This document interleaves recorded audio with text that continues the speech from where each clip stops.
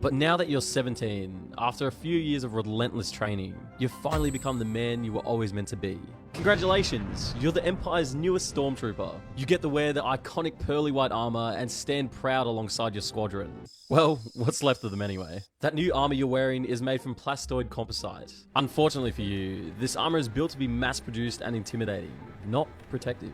The glossy white shell is mostly for psychological effect. It made Stormtroopers look faceless and identical, acting as symbols of Imperial control. It's okay at stopping shrapnel and fire, and also offers a level of protection against environmental hazards, like radiation or toxic air. Your helmet contains rudimentary filtration systems for poisonous atmospheres, but they aren't airtight, so if you do find yourself in a toxic atmosphere for too long, or in a vacuum of space, you'll be dead pretty quick.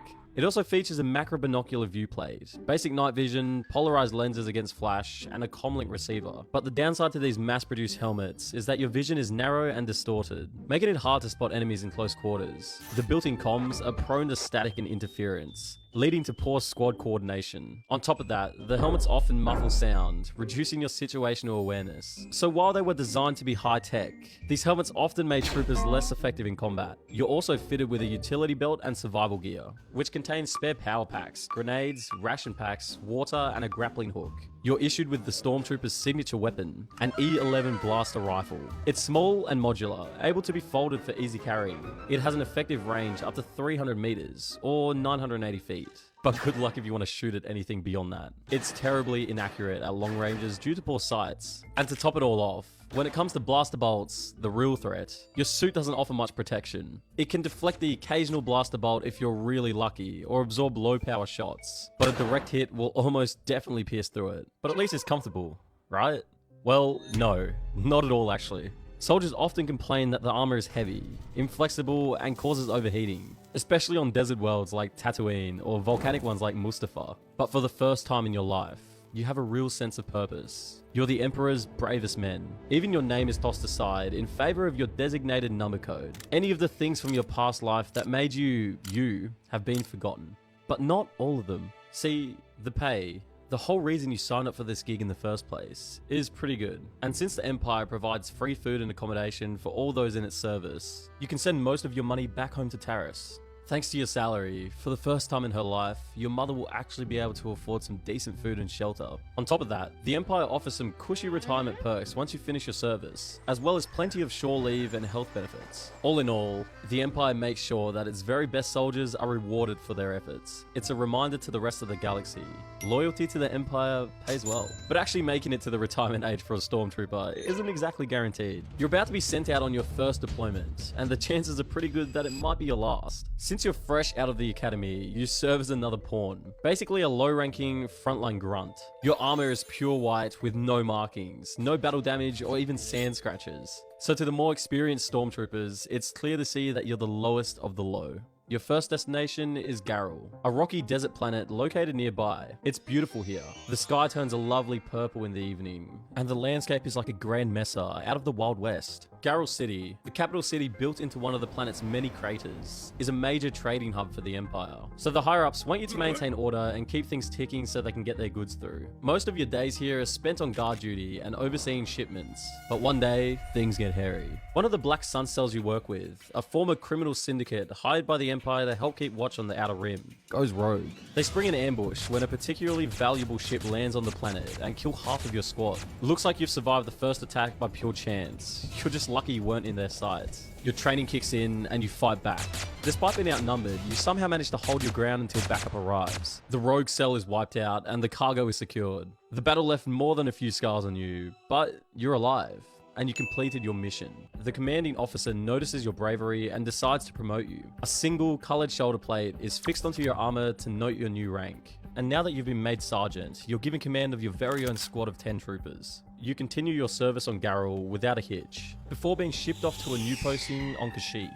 the Wookiee homeland. Kashyyyk is covered front to back in thick, dense forests, reminding you of home. The Empire wants you to take all the resources the planet has to offer, including the most valuable, Wookiee slaves, who will be shipped across the galaxy to work manual labor jobs. Your post on Garrel was pretty laid back, but the Wookiee resistant groups on Kashyyyk are seriously dangerous. They're armed, vicious, and trained in guerrilla warfare. You lead your squad through the jungles, tasked with taking out any rogue outlaw groups you find along the way. The lives of these fresh recruits are in your hands. Out of nowhere, the Wookiees spring a massive ambush. They take down one of your squad mates, a close friend of yours, but you leave him to die, just like your superiors instructed. Your squad mates begin to panic, but you remember the leadership classes you took at the academy. You take cover and berate them for their weakness, reminding them they're meant to be the elite arm of the Emperor, not scared little children. Your words inspire your squad and they rally behind you. Together, you strike back and kill each and every Wookiee, one by one.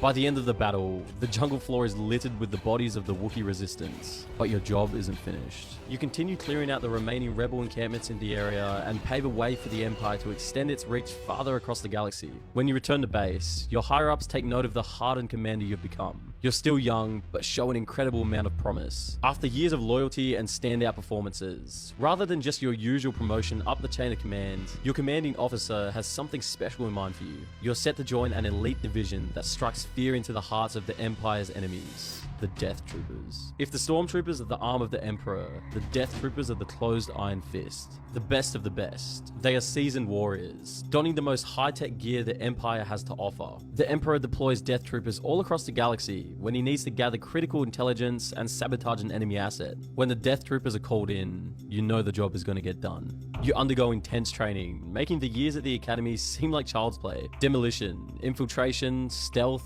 and above all, lethality. These are all the skills you master during your training to become death itself.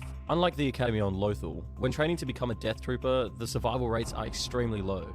The Empire has very strict requirements for which soldiers can become Death Troopers. You need to be at least 6 feet tall, and able to meet elite physical and psychological standards. The equipment you're given is also far higher grade than anything you've used so far. Your old blaster is tossed, in favor of a high-tech SE-14R repeating blaster, an E-11D blaster carbine, and even some fragmentation grenades. You're pretty much a walking arsenal, ready for any situation. Even the armor you wear, pitch black and sleek, is fitted with battle scanners into the helmet that give you important details on both ally and enemy positions. When you talk, a voice scrambler makes it impossible for enemies to catch what you're saying. It makes you seem more like a demon than a man. The training is brutal, and you almost don't make the cut, but you've not come this far to fail now. You eventually are handed your equipment and suit up in the black armor. You've fully abandoned your previous life.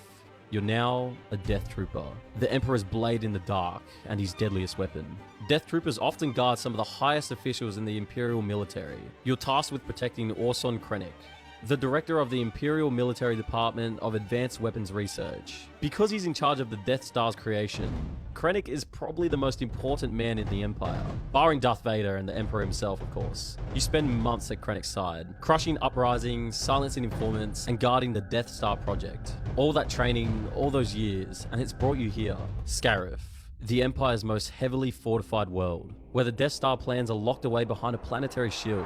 But today, the rebellion is making its move. Starfighters rip through the skies, walkers thunder across the beaches, and thousands of stormtroopers are cut down across the planet. You and your squad of Death Troopers fight hard, blasting rebels with surgical precision. They're no match for your superior firepower and combat experience. For a moment, it feels like you really are the Emperor's blade. Until you're not. A rebel's blaster bolt slams into your chest plate. You stumble for a second, fire back, and then take another hit. Around you, the beach is littered with white and black armor. Dozens of stormtroopers cut down, indistinguishable from one another. You realize you're no different, just another body in the pile. Another disposable soldier churned out by the Empire's war machine. No one will ever know your name.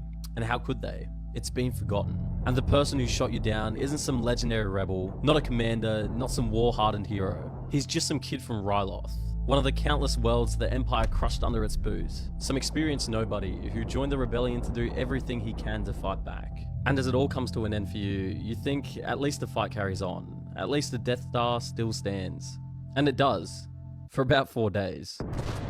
Oh well, better luck next time.